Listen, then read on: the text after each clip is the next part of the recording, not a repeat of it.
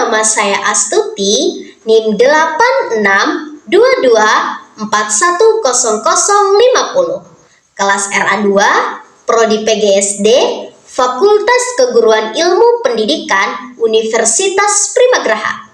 Pada kesempatan kali ini, saya akan menyampaikan video tentang pertanyaan dan jawaban untuk memenuhi tugas ujian akhir semester mata kuliah pedagogik dosen pengampu Bu Hilda Daniartika Nurma-Ardi, MPD. Selamat menyaksikan.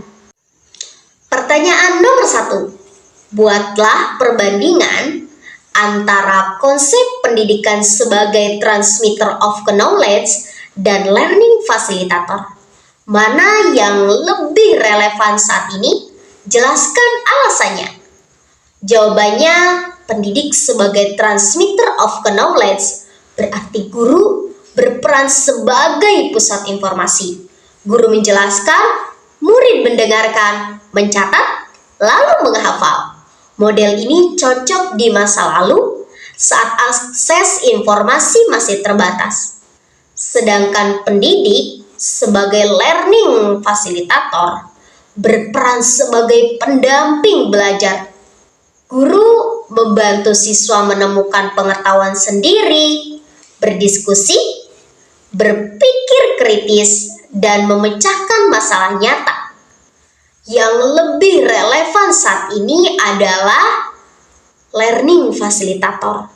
Karena apa? Karena yang pertama, informasi sekarang mudah diakses lewat internet. Yang kedua, siswa perlu dilatih berpikir kritis, kreatif, dan mandiri.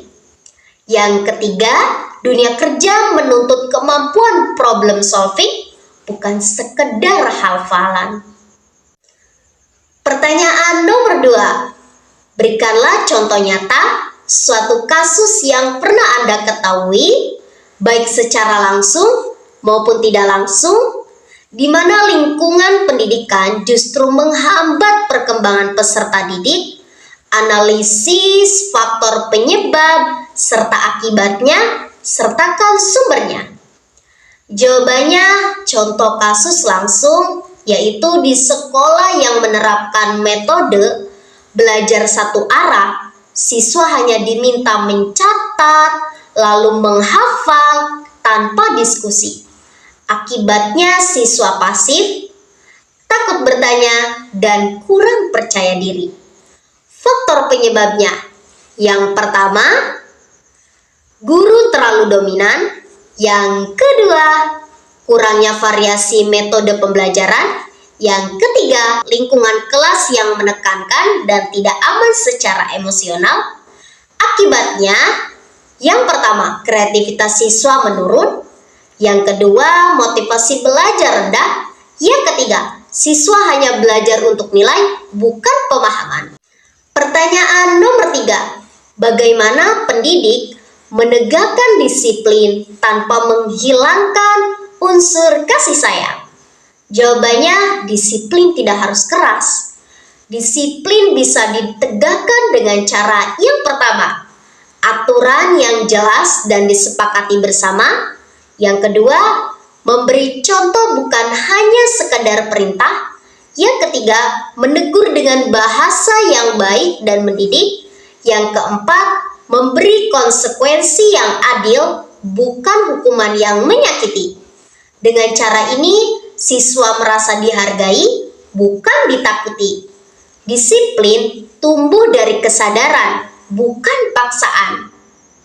Pertanyaan nomor 4. Menurut pandangan Anda, apakah paradigma pendidikan Islam kontribusi terhadap pembentukan etika peserta didik di sekolah? Contoh penerapannya seperti apa? Jawabannya, menurut saya, pendidikan Islam, tujuan pendidikan bukan hanya sekedar pintar, tetapi juga berakhlak baik, seperti nilai kejujuran, tanggung jawab, sopan santun, dan empati sangat ditekankan. Contoh penerapan di sekolah. Yang pertama, membiasakan salam dan doa sebelum belajar. Yang kedua, menanamkan kejujuran saat ujian.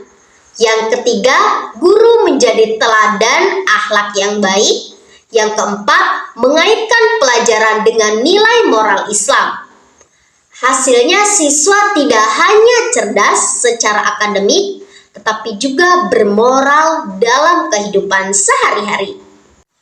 Pertanyaan nomor 5. Kritisi pandangan yang menganggap pendidikan hanya sebagai proses transfer pengetahuan, dan apakah pendidikan dapat mengubah hakikat manusia? Mengapa? Jawabannya, pendidikan bukan sekedar memindahkan ilmu dari guru ke siswa. Jika hanya transfer pengetahuan, maka karakter, sikap, dan nilai hidup siswa akan terabaikan.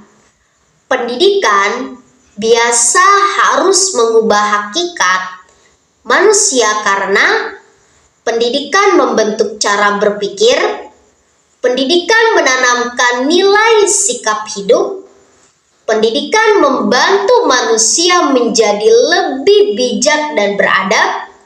Artinya, pendidikan sejati adalah proses memanusiakan manusia, bukan hanya mencerdaskan otak.